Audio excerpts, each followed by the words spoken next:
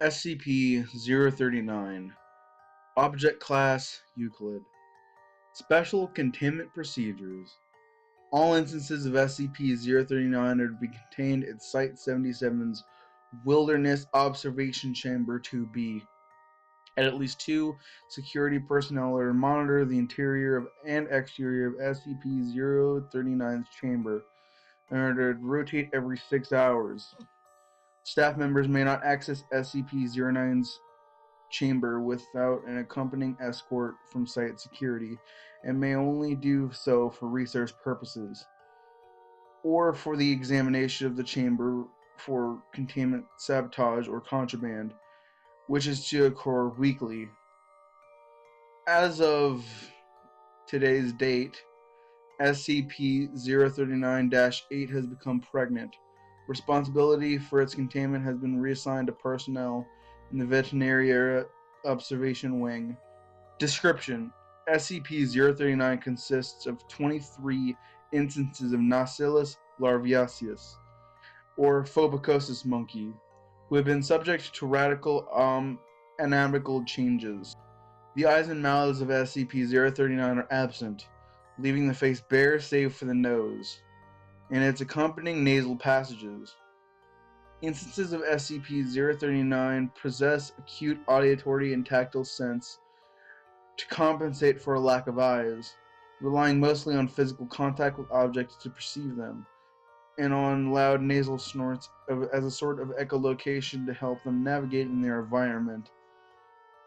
Necropsies have also revealed the digestive system to be absent.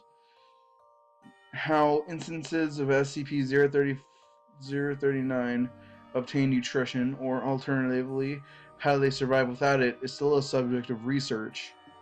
Instances of SCP-039 display signs of sapience, examples of which include communication via nasal snorts, an understanding of spoken English, and a complex understanding of machinery.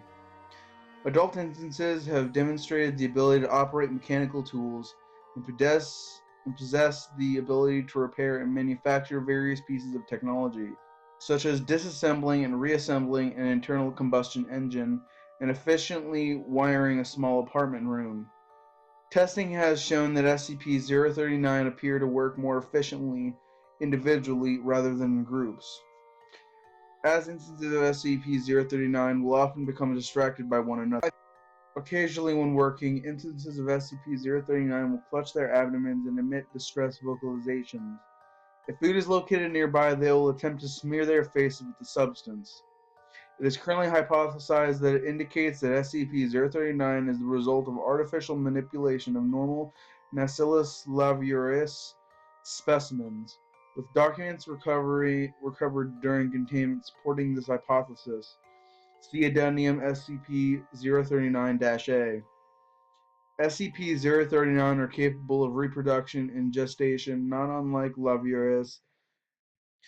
As of the time of the writing, 5 instances of SCP-039 have been born.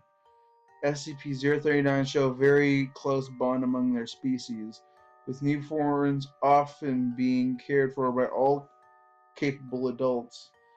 New instances are born with anatomical anomalies similar to instances of SCP-039, but lack the knowledge of other instances.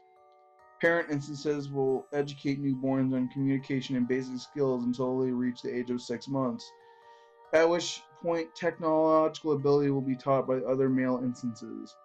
SCP-039 were recovered from an uninhabited research facility in Nevada. Documents recovered during containment place ownership of the facility under an unknown company. They were funding research for the advancement of natural human ability. 20 instances of SCP-039 had been apparently living and maintaining the facility for an unknown period of time. Additional recovered documents indicate that the project was being conducted to augment human intelligence. This project appears to have been cancelled shortly before the company's collapse, with assets sold to an unnamed group. Further research into the groups that acquired its assets was revealed several other anomalous objects, including SCP-1513, Addendum SCP-039-A. One additional instance of SCP-039 was discovered during containment operations of SCP-1326. Agents are currently following up on any reports indicating the existence of further instances outside of containment. Addendum SCP-039-B. Several documents recovering during initial containment appear to notate the early prototyping stage of SCP-09's development.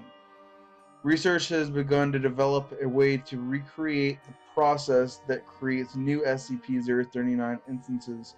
However, the damage the notes have accumulated prior to containment has rendered many of them unreadable.